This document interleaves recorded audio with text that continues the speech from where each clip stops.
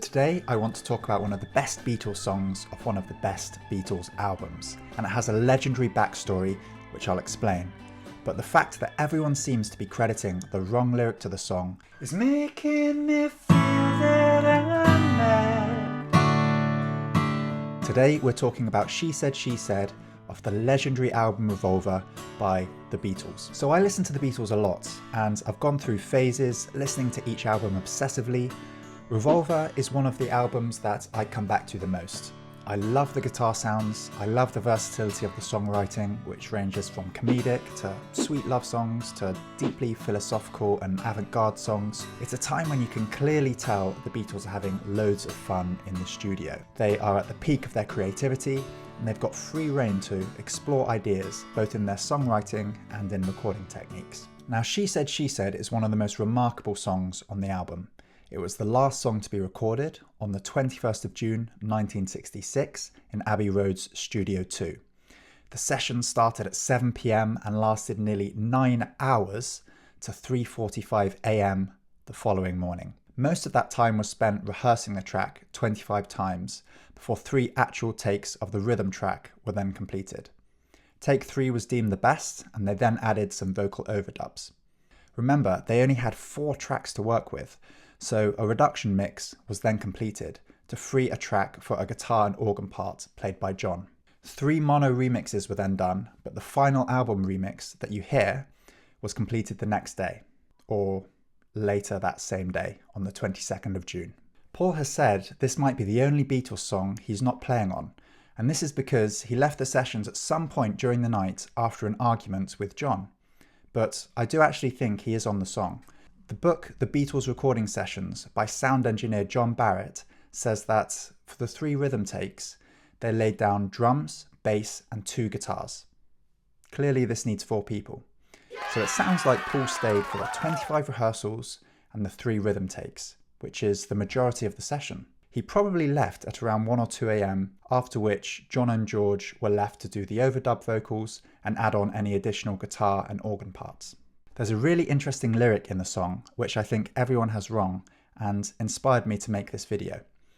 That is, in the second verse, "Who put all those things in your head?" Now, I remember the day that I was learning this on guitar, minding my own business, when I was asked, "Why are you singing 'Who put all those things in your head'?" That's the lyric. The lyric is "Who put all those things in your hair?" Okay. Now, head rhymes. The phrase makes a little bit more sense, and that's what you expect to hear. But I must admit, when you do listen closely, the word being sang is hair, in my opinion. I then learnt of the insanely cool backstory involving Peter Fonda. The Beatles were at a house party, Peter Fonda happened to be there, and this was before he was really famous. Everyone had taken a lot of LSD, and Fonda ends up repeating the phrase, "I know what it's like to be dead." And Lennon being Lennon, he's picked up on this unusual phrase and has decided to use it as writing material. This is a Lennon quote from a 1970 Rolling Stone interview with Jan Wenner. Peter Fonda came, and that was another thing. He kept saying, "I know what it's like to be dead." And that's how I wrote She Said, She Said, I know what it's like to be dead. Now, I heard anecdotally that the hair lyric was also inspired by the same event, where Fonda or someone else at the event had some glitter or some decorations in their hair, which Lennon was hallucinating over. I accepted that story and moved on. In recent years, Apple Music and Spotify have started adding lyrics to songs. And this is a feature I love. It's really helped improve my songwriting and also rediscover some artists and see them in a new light. One day, to my surprise, I was listening to Revolver and I saw the line, "head." I thought, they've made the same mistake that I did. But then I realized all official lyric publications also say head. Spotify, YouTube, even the official Beatles website. And what's a real shame is that the Beatles didn't officially start publishing lyrics until 1 album later with Sgt. Pepper. So it's really hard to definitively say what the lyric actually is, as no final lyrics were published by John at the time. So I started digging, and I cannot verify my hair story anywhere. But I did find some lyric websites publishing the word hair, so I know I'm not alone. However, there's 2 very strong bits of evidence to say that the line is head. The first is Peter Fonda's biography, Don't Tell Dad, but this was published 30 years later in 1998. Here is the quote. I remember sitting out on the deck of the house with George, who was telling me that he thought he was dying. I told him that there was nothing to be afraid of, and that all he needed to do was relax.